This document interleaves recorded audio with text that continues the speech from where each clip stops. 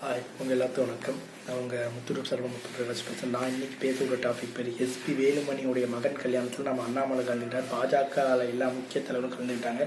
செங்கோட்டையன், தங்கமணி உள்ளிட்ட ஒரு முக்கியமான தலைவர் கலந்துட்டாங்க. ஏன்னா இது எதுனால பார்த்தோம்னா இதுக்கு எடப்பாடி ஐயா வரலை. ஸோ கட்சியோட ஒரு பொதுச் செயலரே அந்த கல்யாணத்தில் கலந்துக்கல. ஸோ பாஜகவோட எல்லா முக்கியமான தலைவர்களும் சந்திச்சுட்டு இருக்காங்க. So SP Velumani already Amit Shah அவர்கள் கோயம்புத்தூர் வந்தப்போ அவர் அமித்ஷாவோட ரகசியமாக மீட் பண்ணிட்டு கட்சியை உடைக்கிறதுக்கு ஒரு பிளான் போடுற மாதிரி ஒரு பேச்சு வந்துட்டு இருந்துச்சு.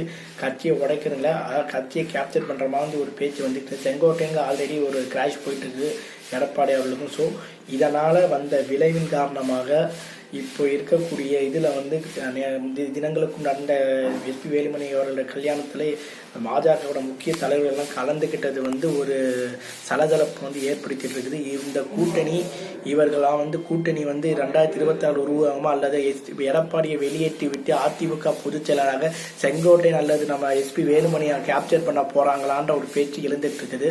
ஸோ எது இருந்தாலும் இன்னும் கொஞ்சம் 6 மாதம் வரை வெயிட் பண்ணேன்னா எடப்பாடி அவர்களுக்கு மார்ச் வரை கெடு கொடுத்துருக்கதா வட்டாரங்கள் சொல்லுது.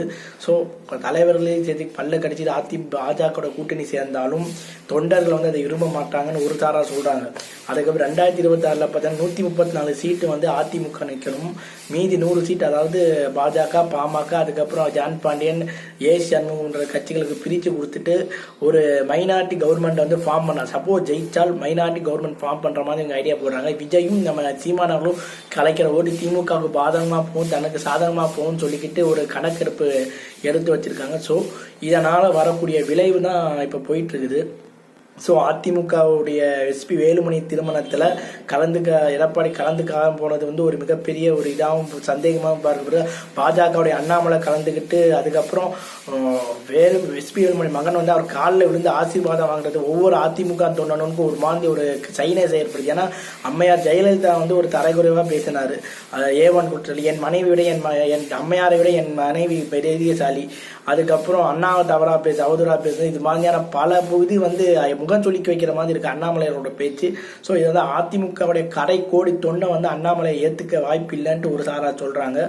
ஸோ இதனால இந்த கூட்டணியும் வளர்ந்தாலும் நடக்க போடக்கூடிய இந்த இதை நம்ம எலெக்ஷன் யாருக்கு சாதகமாக தினகரன், டிடிவி, அதுக்கப்புறம் பாஜக, பாமக, தேமுதிக இவங்கெல்லாம் ஒரு அணியில இருந்து ஒரு ஒன்றிணைந்த அதிமுக உருவானால் டஃப் போயிட்டு கொடுக்கறதுக்கு வாய்ப்பு இருக்கு. திமுக தோல்வி அடைறதுக்கு வாய்ப்பு இருக்குன்னு அரசியல் வல்லுநர்கள் சொல்றாங்க. ஸோ இதெல்லாம் நம்ம என்ன ஆக போகுது, என்னென்ன விளைவுகள் சந்திக்க போறோம்ன்றதையும் நம்ம 2026 நோக்கி தான் இந்த எல்லா அரசியல் வட்டாரங்களும் கிச்சன் ஆக்கிட்டு இருக்கிறாங்க. இதை விளைவு நாம இந்த அதிமுகவின் பொதுச் செயலாளர் பதவிக்கு எடப்பாடி இணைக்கப்படுவாரா, அந்த பதவிக்கு எஸ்பி வேலுமணி அல்லது செங்கோட்டையன் வருவாங்களா இல்லையான்றதை நம்ம பொறுமையா பார்த்துதாங்கன்னு சொல்லி என் வீடியோ நான் முடிச்சுக்கிறேன். உங்க விடைபெறும் முத்து பிரகாஷ். பாய் பாய்.